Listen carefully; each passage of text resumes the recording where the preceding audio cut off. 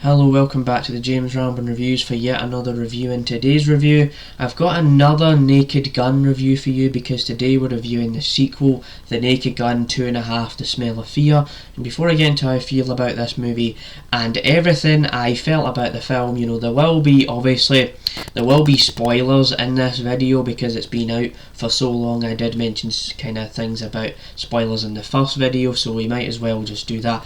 So what you need to know is I enjoyed the first Naked Gun movie, and I thought to myself, never seen these movies entirely from start to finish, and because there's a new Naked Gun film that came out this month, I was like, you know what, let's go back and watch all these movies for the first time. So I'll link down below my review of the first film. So what is the second movie all about? So what you've got here is you've got Frank Drebin, played yet again by, Leslie Nielsen, and there's this kind of idea where, they expand the idea about how the Naked Gun, how he's a police officer and everything like that, but then there's like a new threat in town, and then there's this guy that's like this evil scientist, and he's trying to promote like solar energy and like nuclear power and how we should have all the nuclear stuff, and there's like government satire with all of that. And then you've also got this idea where they're trying to, there's this guy that's trying to kidnap, Priscilla Presley's character Jane. So there is things like that in the movie, and that's kind of what the film is all about. It's like an hour and 25 minutes, just like the first movie. And so what I will say about this movie first of all is that I do enjoy this movie. Like, I like the fact that it doubles down on the silly, wacky comedy. Like, right out of the gate, we jump into this movie and you've got scenes where you've just got Frank Drebin like slamming the door on the Queen's face, right? And then you've got like him eating the seafood, and then it all goes crazy from there.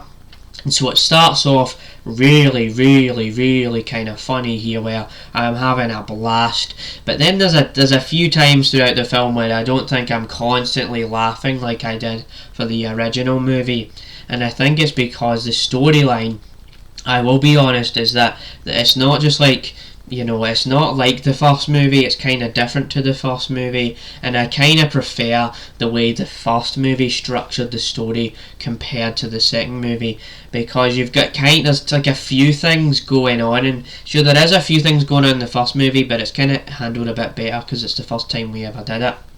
But there is a few times where the jokes in here, they feel a bit repetitive, or you've kind of seen that before. It's like, oh yeah, kind of know where that's going. But you still get these fun moments, like O.J. Simpson is underneath a car, and they're trying to track where the bad guy is, and then it turns out O.J. Simpson gets stuck under a bus going to Detroit, so it goes to a completely different city. So there's funny moments like that. You've still got moments in here where there's like a tank, and they're trying to go into this bad guy's house, and there's a tank and it blows up like the house and everything like that.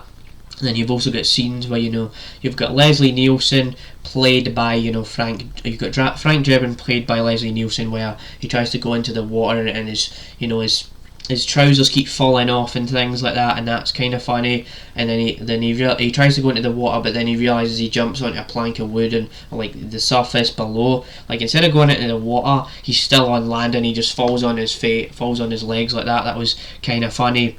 And also, what I will say is that Richard Griffiths, the late great Richard Griffiths as Dr. Meinheimer, can be a bit fun, but I don't think it's I don't think it's nearly as decent as the villain in the first movie, where it was just this one villain. Because in this movie you've got about 2 or 3 villains, and it's like, oh, they really shouldn't have had so many villains in this one entire movie. Like, if they just stuck to one villain and kept it simple that way, it'd be a bit better. Because you can't really take it that seriously, because that's what the movie's all about, right? Is that you're not meant to take these kind of movies seriously, but I just felt like, the first villain, you could kind of buy into how he was just an evil, silly, maniacal, crazy man. But when you've got like, your Dr. Meinheimer, then you've got Habsburg, it's like, one of the guys, they're not really that bad at all, are they? And then there's this one guy that's just a horrible dude. So you're trying to follow kind of 2 things all at once, and it's not like you know, it's hard to follow at some points, but I still enjoyed the movie. It's like an entertaining film.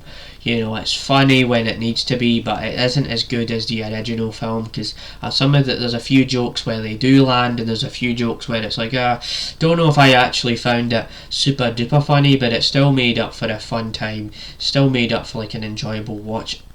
And so that's actually how I felt about the movie. So it'll be interesting to see with the third film how it all turns out, because it's not like the worst. I've seen like worse sequels than this. Like there's other sequels where it ruins the original, and the original feels like it's just horrible. Or, you know, the sequel isn't meant to be as good as the original, but you can still have these sequels where they're just fun, entertaining, and when they're fun and entertaining, it's better than just a sequel that's mediocre.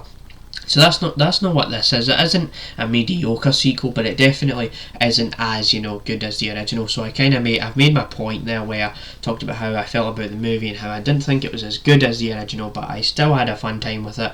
So I hope you enjoyed this review, and stay tuned for more reviews like this. See you next time for another James Ramblin review. Bye.